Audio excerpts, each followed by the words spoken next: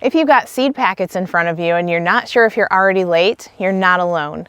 Instead of chasing one perfect date on the calendar, you only need 3 planting windows that never change and a simple way to count backward so that you know exactly when to plant each one. In this video, I'm going to show you those 3 windows, which plants belong in each one, and how to reverse engineer a basic planting plan so you can stop guessing and start moving with the seasons. I've been growing my own food for over 20 years, from Michigan to now upstate South Carolina, and I've wasted a lot of seasons planting too early or waiting too long, trying to follow too much advice and trying to make the calendar perfect. So this is how I wish I'd done it starting out. Now if it's February and you're feeling that pressure to start planting, this part is really important. Planning your garden and planting your garden are not the same thing.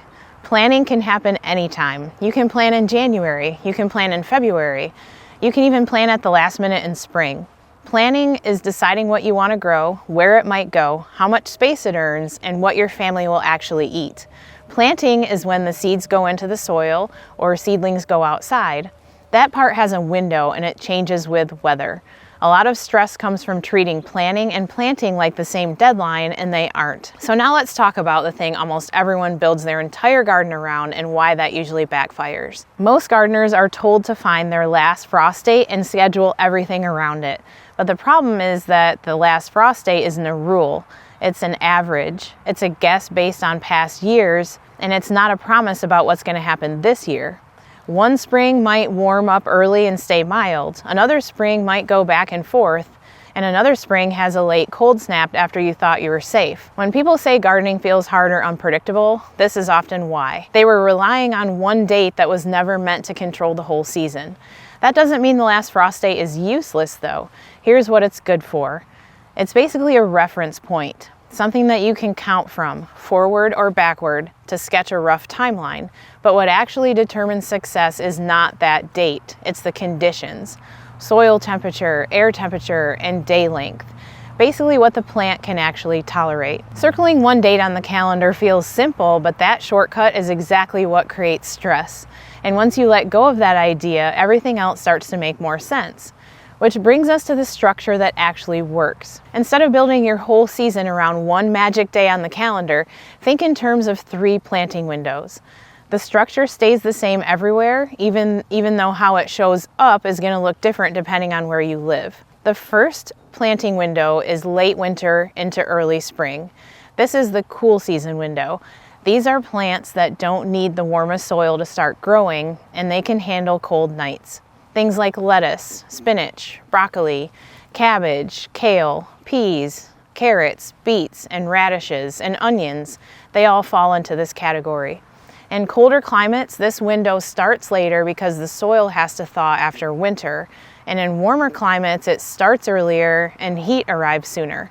So the timing changes, but the category doesn't. To make this practical, here's what I'm doing right now. It's February 2nd, and yesterday I started some cool season seeds indoors. I started broccoli, cabbage, and some lettuce. I did that because these crops tolerate cool conditions, and in my climate they have a real shot at producing food before heat ramps up when I give them a head start indoors while it's still too cold outside. That's really all this is, matching the plant to the season it prefers. Other cool season crops like carrots and beets need to be direct sown because their roots don't like to be disturbed.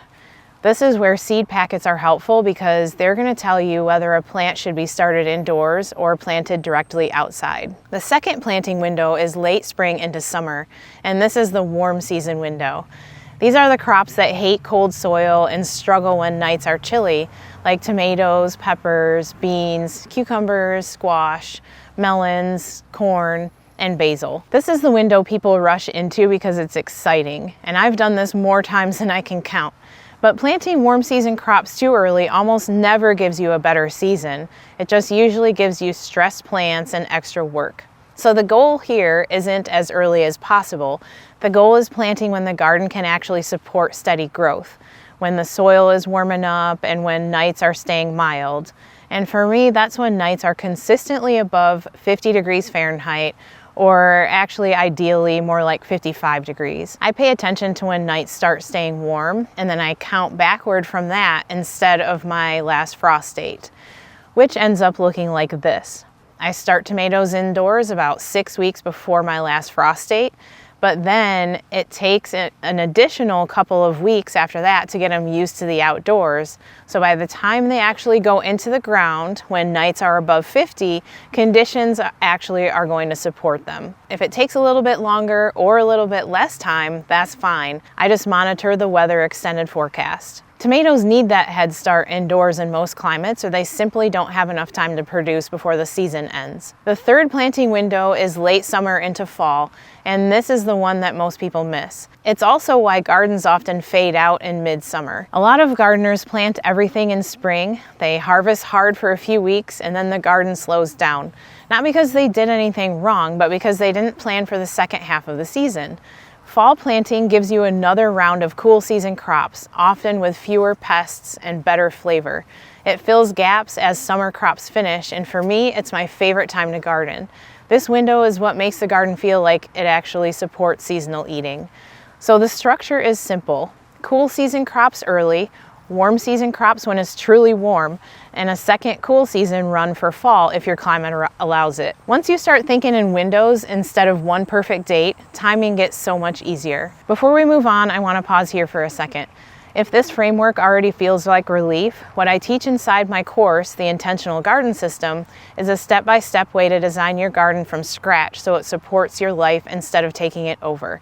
You also get community support, so you're not trying to figure everything out alone.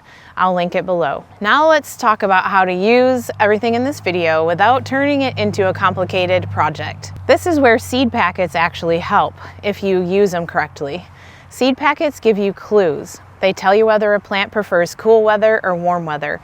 They tell you whether to start indoors or direct sow. And they give days to maturity, which is the estimated time from planting to harvest. Here's the simple method. First, decide which window a crop belongs in. Spring cool season, warm season, or fall cool season. You're not picking an exact date. You're just putting the crop into the right category. And then second, look at how long it takes that crop to mature and count backward based on the window it belongs in. For spring cool season crops, you count backward from when the heat usually arrives in your area or when it's time to get your warm season plants in. Cool season plants don't like heat, so the goal is to get them growing early enough to finish strong before temperatures climb too high. For warm season plants, you count backward from when the conditions are reliably warm, not just frost-free, but warm enough for steady growth. You also pay attention to days to maturity, especially for longer season crops like tomatoes, so that you don't run out of time. Faster maturing varieties matter here, and that information is right on the seed packet. For fall crops like carrots or broccoli, you count backward from your average first frost date and add 2 to 3 extra weeks, because fall plants slow down when daylight drops, even if temperatures are still decent. That buffer is often the difference between harvesting and missing the window. That one shift to counting backward removes most of the guesswork and turns planting into way less of a gamble. Third, decide whether to start indoors or direct sow, but keep it simple. Slower growers or plants with longer days to maturity benefit from starting indoors. Faster growers or plants that dislike transplanting usually do better direct sown. You don't have to master this in 1 year. Starting with 1 or 2 crops indoors and direct sowing the rest is more than enough to have a good garden and learn a lot about your space and your climate. The reason I start seeds indoors in early February is because it lets me use the waiting season productively so that when the garden is ready, I'm not scrambling around. It also helps me rotate crops through the season in a small space. To help reduce decision fatigue, I've partnered with one of my favorite seed companies, Botanical Interests. I've grown their seeds for years, and I set up a storefront with the varieties I actually use and trust. It's there so that you don't have to research your way into seed paralysis, and then there's a discount you can use, so I'll link it below. So when should you plant without overthinking it? You plant cool season crops when soil can be worked and the trend is moving toward spring. You plant warm season crops when the nights stay mild and the soil is warm enough for steady growth. And you plant for fall by counting backwards so you don't miss it. Better timing protects your energy. Trust me, I have learned this from experience and bouncing back from burnout. It keeps the garden from becoming something you're constantly trying to rescue. When the timing is right, the season does a lot of the work for you. So if you're watching this in February and you're wondering if you're behind, you're not. This is the month where you set yourself up. You plan. You start a few cool season crops if they fit your conditions. you prepare your beds, and you choose what earns space in your garden. And you stop letting a seed packet or an exact frost date tell you that you failed before you even began. In the next video, I'm going to walk you through simple, no-fluff seed starting. Just the basics that actually save time and money, whether you're brand new or you've been doing this for years and you want to strip it back to what works. That video will be linked right here. So stop searching for one perfect planting date. Use the windows. Use the seed packet as a guide. Count backward when you need clarity, and let the season support you instead of fighting it. Thanks so much for watching, and I'll see you in the next one.